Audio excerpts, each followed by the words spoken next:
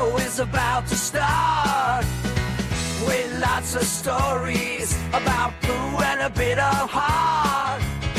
When it comes to Joanne, no, you won't find no faults. But if you mess with the bull, you might get the shouts. It's time for Mornin'. It's Mornin' with Bill and Joe. It's time for Mornin'. It's gonna be a heck of a show. It's Bill and Joe.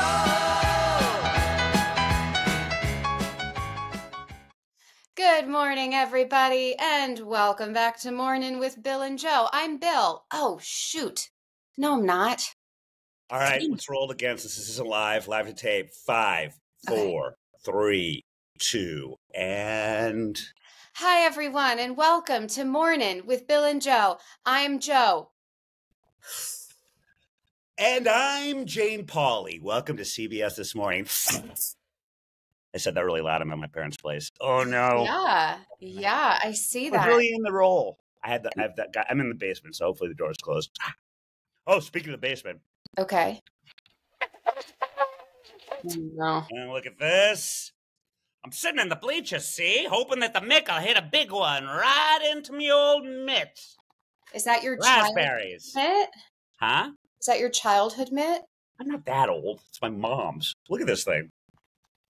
Wait, your mom had a mitt? That's so cute. She was a big old tomboy. I've got a lot of old baseball cards. Wow. That's cool. Pew! Always find something fun down here. Oh, well, you're the one displaying the knickknacks over there, including the Dolores. I'm told you have a story. Yeah, well, you made me take all of these home, so I figure I got to show a few. I'm glad you didn't throw them out. So, yeah, Dolores. Okay, so I had an audition. I don't want to talk about it too much because I don't want to jinx it. Right. But I had to be holding a baby. I love where this is going. I wrapped Dolores in a blanket, and I'm just like holding her. But there are a few clips, maybe I'll get a screen grab, where you very clearly see that I am holding a stuffed animal with comically large eyes. So, hey, who knows? She could be the reason I book this job if I book it. We'll see. We have to see these screen grabs. Please tell me that this was in no way, shape, or form a comedy, and you were doing some sort of very heart-wrenching scene with this baby. Yep, it was a very dramatic scene. Oh, the best. So, but that again just goes to show I am a professional. Look at that. I could be holding a child's toy and so believe it's a real baby. Actually, you could be right. Flip side being the casting person was so distracted by the furry, slow-moving primate doubling as your baby that she missed your entire performance. There's that. Hey, if nothing else, they're going to watch it twice. That's because they're going to watch it and go, huh? And watch it again, which is the goal, right? Like, watch it as many times as humanly I approve it. To the point where you got to use the Dolores for other types of props. I think this is a good idea. Yeah. I mean, find a way in every audition to sneak it in. Yes. Yeah. It sure wears Waldo. I love it. That's actually a really good idea. And then get those screen grabs. Yeah. Content, baby. We'll see. I might put one up.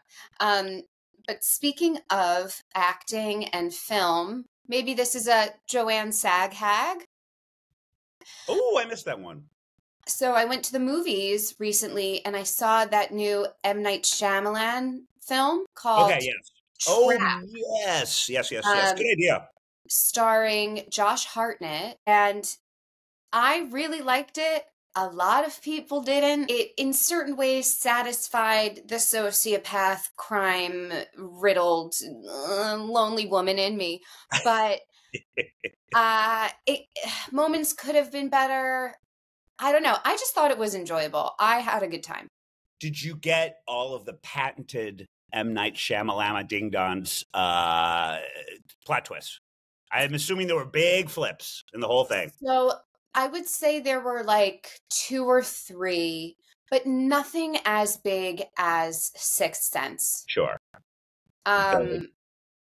Yeah, and it's also weird because for anyone who's seen the trailer of this film, I'm not giving anything away when I say that Josh Hartnett is the bad guy. Like, They make is that clear, yeah. the guy that we're looking for. So in terms of twists, there's not much in terms of identity or hidden secrets that you can really have. There are a few gotchas, but nothing as big as I'm dead. Right. You're seeing dead people. Or in the case of The Village, we live in the 21st century. This is just a cult. Yeah. Yeah, he's big on that. I never saw his Alien one with Mel Gibson. I'm told that is good. Well, yeah, I can see how he now looks at that as very much a gimmick and something that he's so tied to that he wants to steer away from it. I thought the idea for the plot being good, that in one hand he's this horrible serial killer, and on the other, a loving father taking his daughter to a Taylor Swift type concert. Yeah. It looked to me, at least from the trailer, that they didn't F around as far as him being a killer is concerned. He's not like a charming Dexter. He is like a really bad. Or do they make his murder somehow justifiable? Does he only kill bad people, man? Yeah, no, it doesn't seem justifiable. Douglas had an issue with his acting because, we know he's the killer, but yet he's putting on this like I'm such a normal, nice dad persona that he felt it was a little too turned on, almost making it obvious that he isn't that way. Like it almost made him creepier. But I don't know. I think it was fine. M. Night Shyamalan's daughter plays the pop star in this film. Boy, that's problematic if she sucks. She was, I think she was pretty good. The role required some really heavy, serious moments, and maybe we could have gotten a little more from her there.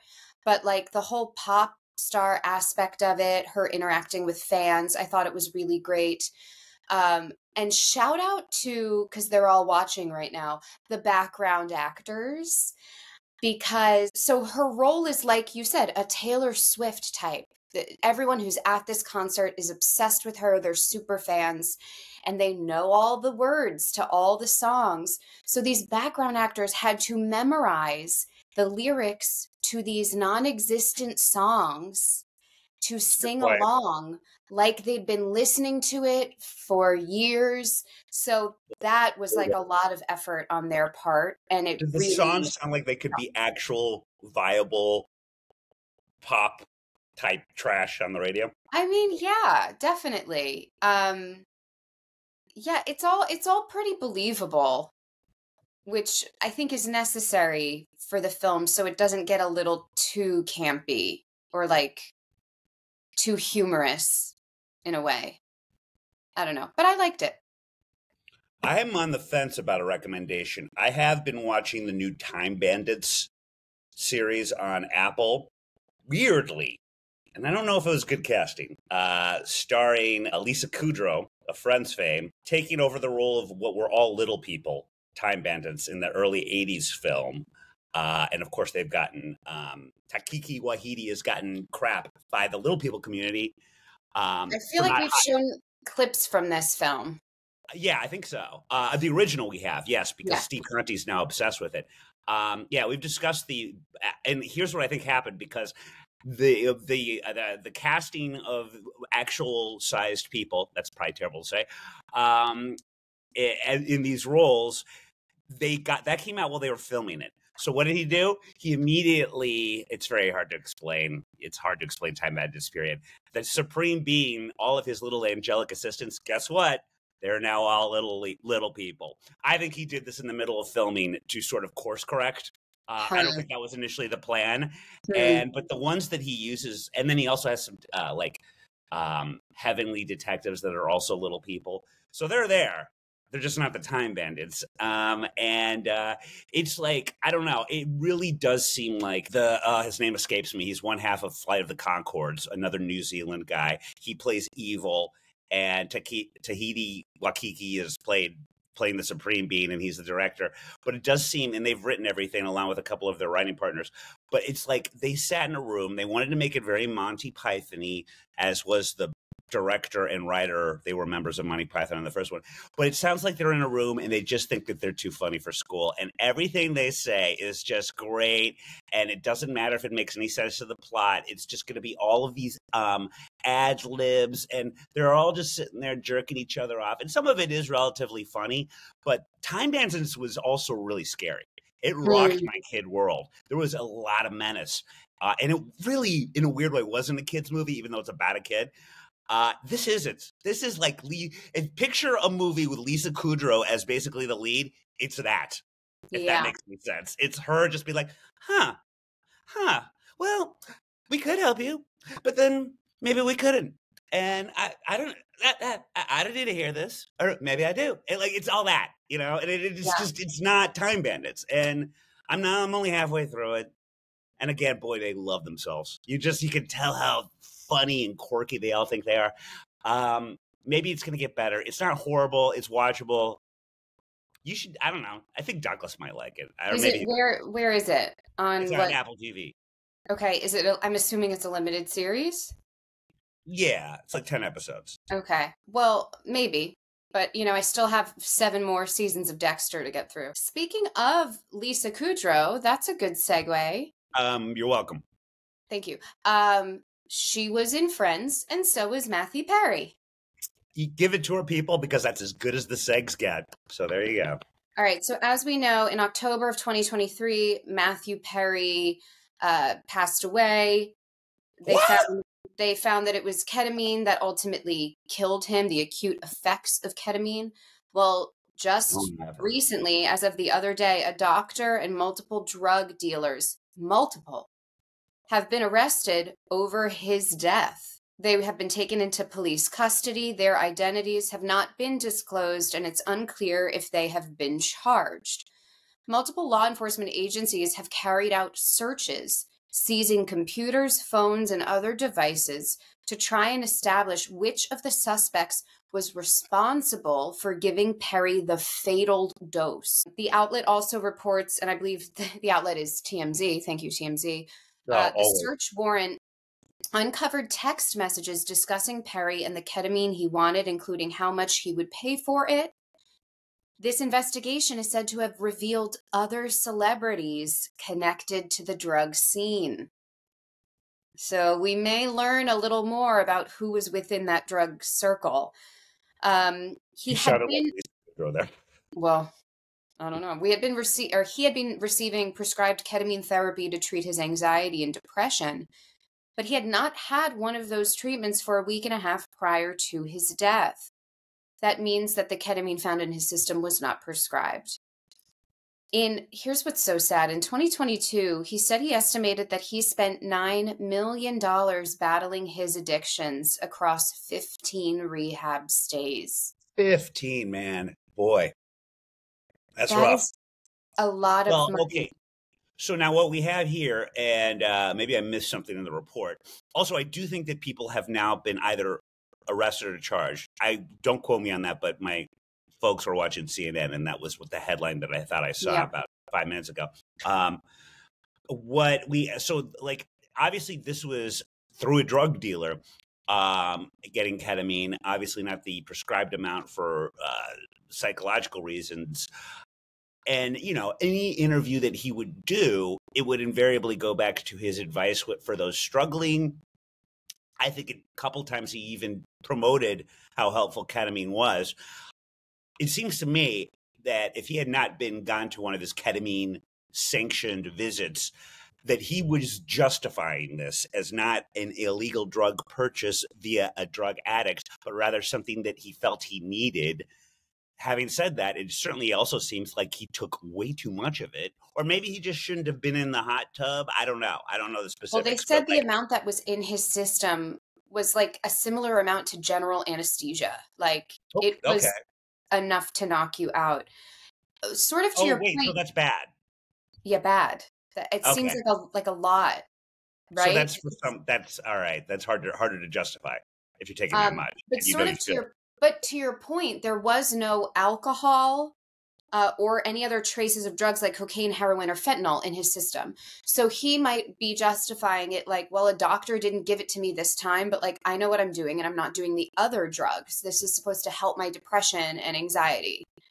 It is a drug, though. As one Yeah. who recently took it, I don't even know if I should say recreationally, because it was more like the constant feeling of going down a roller coaster. If you take too much of it, which I might have done in Palm Springs at one point, not too much, but enough to achieve a certain high. And I mean, I've never done anything like it, but I don't know how it helps people. But again, they take it in a much smaller dose. But really, it does feel like you're in control, but it's that feeling of going down a roller coaster, but for like 20 minutes. Like it's relentless. This will come as no surprise, Bill. I don't like roller coasters. Oh, you would not like this. I already knew. Yeah. Whenever I go on jogs through my neighborhood, if I come across a park with a swing set, I'll stop and I'll swing on the swings for a little bit. Baby. Sometimes even the down motion of the swing, I'm like, this is too much. So I won't be doing ketamine anytime soon. But here's a really interesting tidbit that I'm not sure. Sources revealed this to Daily Mail, that he would have young hookups from the dating app Raya, which is like, I guess, for rich, famous celebrity people.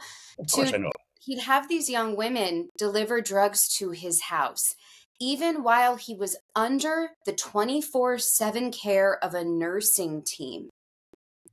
So they would sneak him these illicit drugs.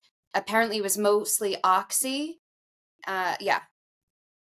And this is when he was claiming to be sober? Oh, so he was full on not telling the truth then, huh? Yeah. And so this was recently? Like right before he died? I'm not sure when these sources are saying when this was, but it was when he had full-time care. So he was supposed to be, I think, sober. Oh, boy.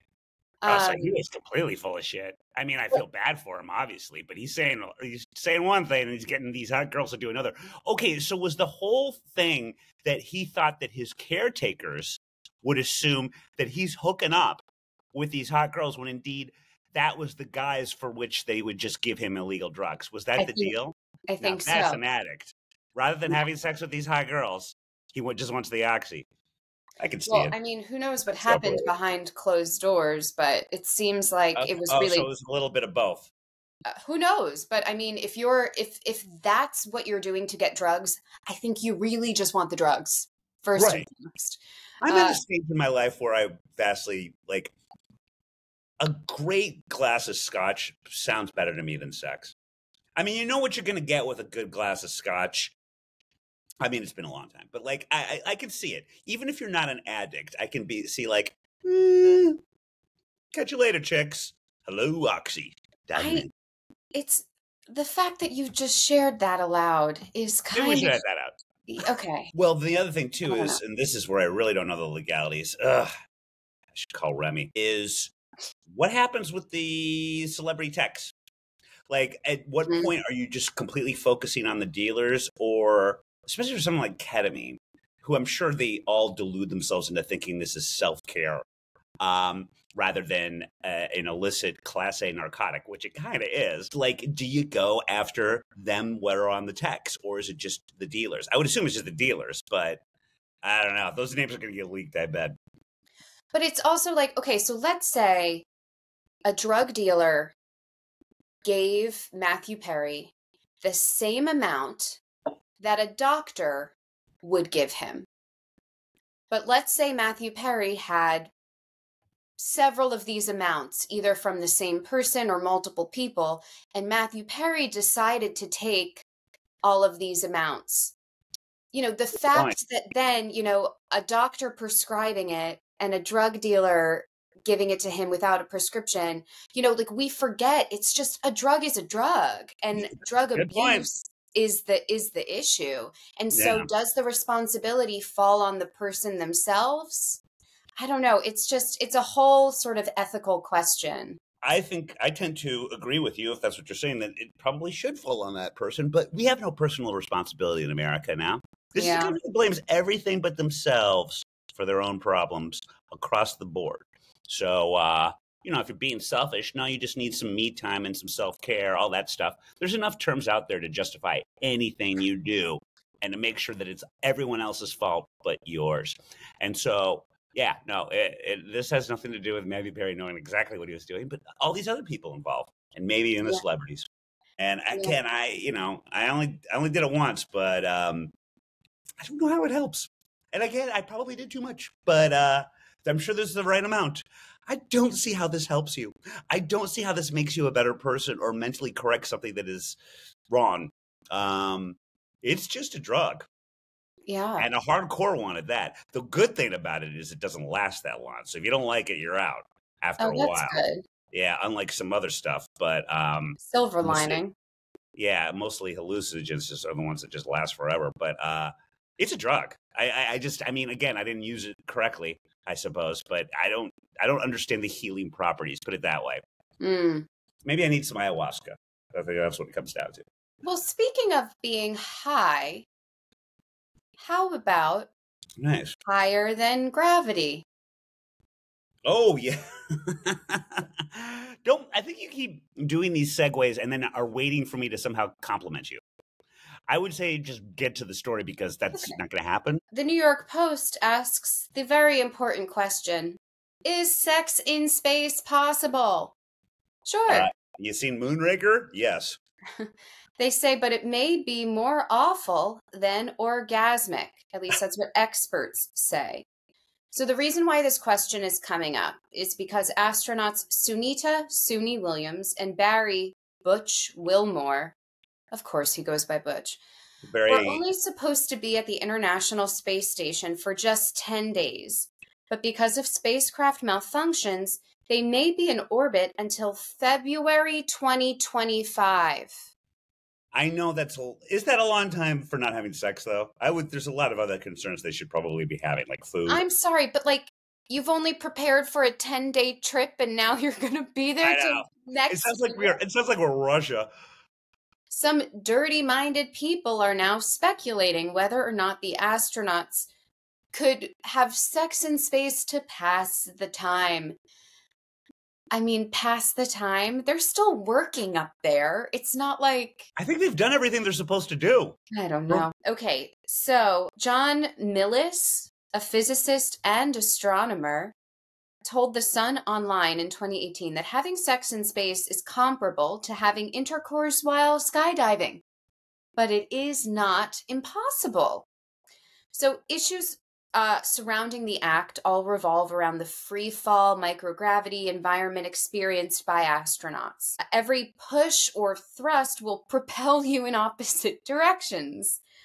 Even the lightest touch can make it difficult to stay in contact if they're not properly anchored. Someone said it would be easier if a third person was there to assist holding one of the others in place. Okay. Another person, a former NASA bioethicist, Paul Root-Wolpe, says everything on the walls of the space station is covered in Velcro. So you could take advantage of that by Velcroing one partner to the wall. I love this article. I didn't know that. That's great. Some issues, though. The lack of gravity could contribute to a variety of fluids, such as sweat, vaginal wetness, and semen floating around the cabin. Constantly? Oh, I guess unless you catch it.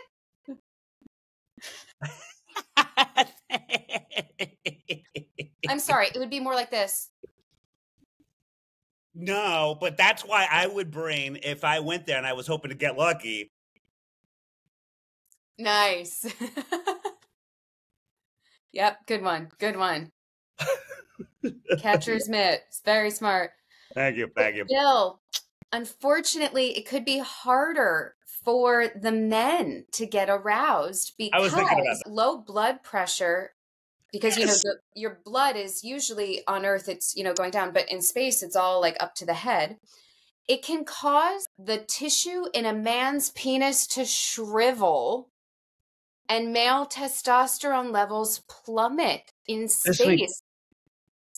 You know, I used to do a bit of scuba diving, Gross. mostly near the Great Barrier Reef and whatnot. You know, I mean, we were a traveler back in the day.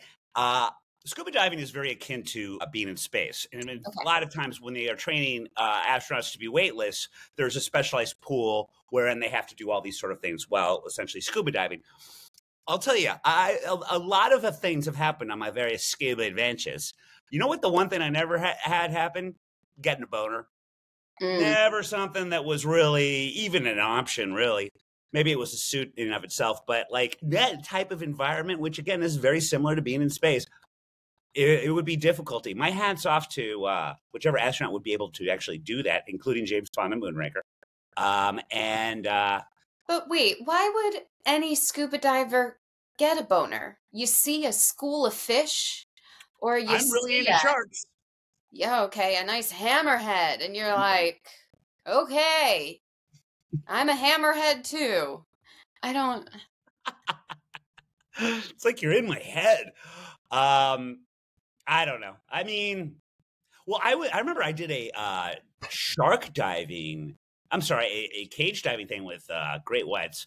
Whatever. I'm like part of not even 2% of the human population that's ever even seen a great white, much less touch it. But whatever, no big deal.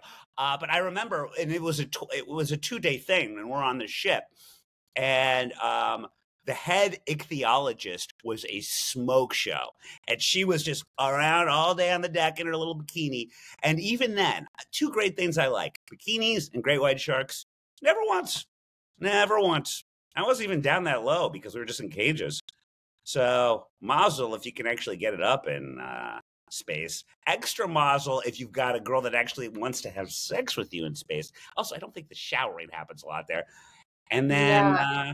third mazel, if you can actually get there to completion. I don't know. I don't know my space terms. If you were up there and you were Yeah. single and there was a viable astronaut, we've already discussed your thoughts on roller coasters, but you're stranded there for like until February 2025.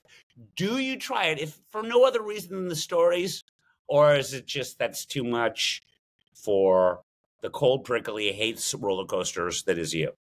See, the thing is, it wouldn't even be sexy. It's about science. Like you'd be doing it for science and you'd have to document it.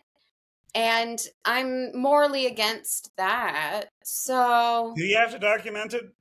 yeah, I mean, I think so for like article to answer all the questions in an article like this. We need to know. Do we need to know? Honestly, do we need space? Don't tell that to Elon Musk. Uh, Oh, I've never wanted to be an astronaut. I'm the older I get.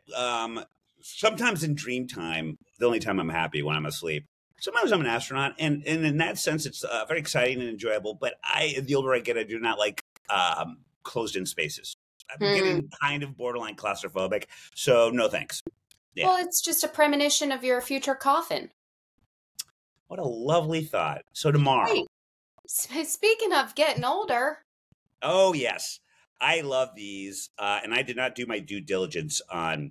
I always like knowing how many presidents they went through while they were alive. I could okay. kind of do the math and tell you with this one because, again, journalist. So basically, this article interviewed anyone 100 plus, or in one case, very 100 plus, and what they eat and what they don't do to find out how these what do they call them, there's a whole category for people that live this long because it ain't natural. One of the key practices of people living in blue zones is eating a diet of mostly plant-based foods or fruits, vegetables, and nuts. It seems like the little Loris in you eats a lot of that. Here's what 4 people ages 99 and older say they always eat, and also what they never do. Elizabeth Francis, who is currently the oldest living person in the U.S., just, I believe, had her birthday.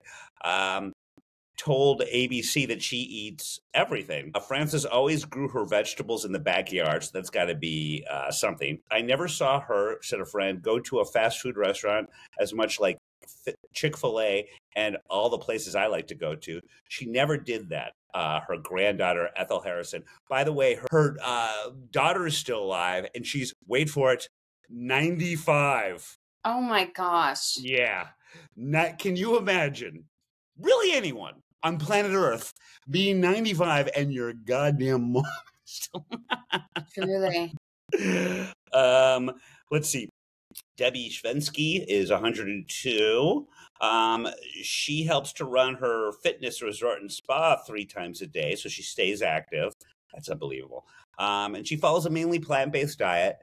She's a pescatarian, so like Lauren, and has actually been fortunate of she's never eaten meat because of her parents. Very rare back then. Her parents were vegetarians. So there's a common theme of vegetarianism in here, or not much meat. Her diet is very similar to the Mediterranean diet. We hear that all the time. Fish, whole grains, fruits, vegetables. Believe it or not, Joe, I actually, as unhealthy as I am with some things, see my ketamine anecdote. I mostly eat this stuff. Shirley, I'll have my occasional bad McDonald's moments. Shirley, 106, says, I did like to eat a simple, balanced diet without too much sweets. There we go. I think sugar's bad overall. And then my final one would be, apparently a common thing with all of them is that even when this is what everyone was drinking, none of these people really add soda. So that is, and really when you're having soda, just the whole process of drinking, you're like, this isn't good. I'm not putting something in my body that's good for me. Even the diet stuff, people, come on, we know. We've always known. You know, I feel like so many people just drink soda because it's a habit. Yeah. And I didn't grow up drinking soda. Like, it wasn't on the table at meals. You have a good mom. Contrary to what you say. Sometimes at lunch, she would let me have a little bit of Coca-Cola, but it would be she would give me, like, you know, those bathroom paper cups where you put mouthwash in it, and it's like maybe 4 ounces you can fit in there. That's what she would give me, and that's it. And so as a result, you know, I didn't become addicted to it. I just like would have a little, and I don't know. I also used to drink it when I would have an upset stomach. So I think I kind of also now associate soda with like nausea. I feel like I remember you saying that about Wendy's too. Yes. Like, you would get Wendy's when you were sick. Yeah, when my father would stay with me at home from school, he would stay home from work, and he wanted lunch, right? So he would pick up Wendy's and get me lunch, and I'm like sick. I'm not pretending just to stay home from school. I don't feel good. And then I'm like, oh, and so, you know, I don't eat a lot of fast food. That's a good thing. I mean, per this article, I'm like, my mom was a dietitian. I think I've told you this before Jonathan and Alfred were born. I just thought vegetables were dessert because I didn't know any better. And so, like, I would have to eat all my food so I get green beans or broccoli. That's how my head was wired. And I remember like some of my first memories, maybe like 5, 6 or something, being like going to friends' places and seeing what this world of sugar was like and just being, so angry. But it worked. I still like vegetables. Like, I can't help myself. I still, in my child brain, associate them with something fun that I enjoy. Like, it totally works. Although I definitely had a junk food phase. But yeah, right. You start to rebel. That's the tricky thing, you know, when you condition a child in a certain way and then they find out the truth.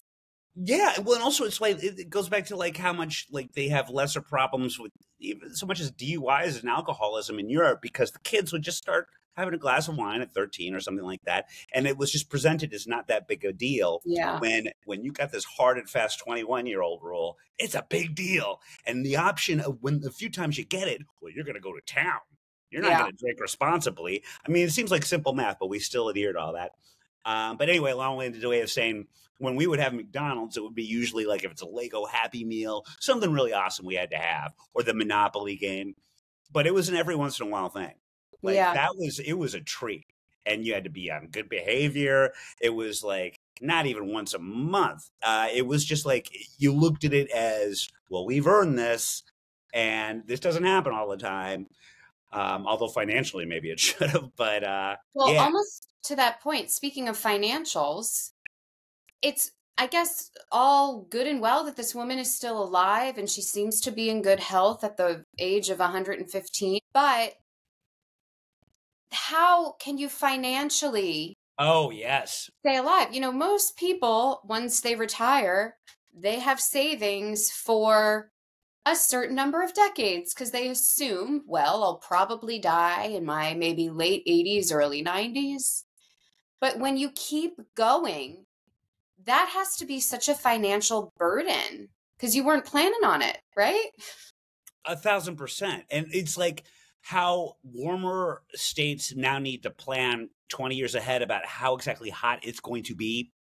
See Arizona or see where Lauren lives in Palm Springs.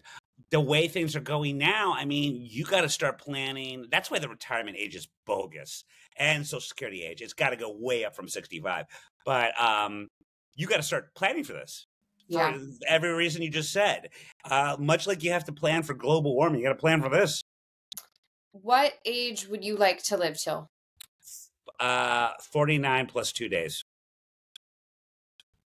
Did you just turn 49? Yes. So Yesterday? Friday. So by the time this episode airs, This let's is check in on Bill. This is an in memoriam. This is my audio and video will. So you'll get some stuff. Hey, speaking of a birthday gift to you and me, Five Fan did a really great graphic. Unbelievable. How does he do this? Which here I'm putting it up now. And I don't know if you can tell, but that's pictures of me as a picture of Bill. What? Is that a present for me? It's kind of less than I want. You're welcome. It's just every single one is an individual and different shot of Joe. It's unbelievable. And they make up me. This is another reason why I don't want to live much longer. Things like this are out there. And I want to live as long as possible so I can have as many photos of me as possible. That tracks. Oh, right. Any other plugs or promotions? How is the walking tour business going? Ugh, I have to do my first actual, because I've just been like tailing them and taking notes. I don't want to do the credit card machine. It scares me. And also, like, it's a lot of people, and Hell's Kitchen is crowded, as you remember. My first one that I'm doing is this Friday. That's exciting. I hope. I get worried. But yeah, so we'll see how that goes. I'm on a probationary period for like a month until they decide whether or not that I'm worth sticking around, you know? How about yourself? Let's do More You Joe.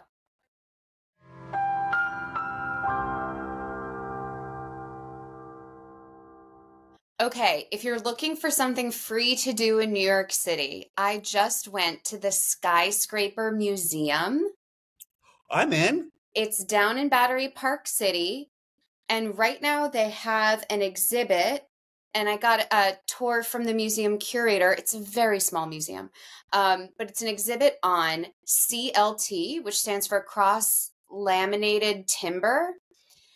And it's about tall timber, like building skyscrapers out of wood.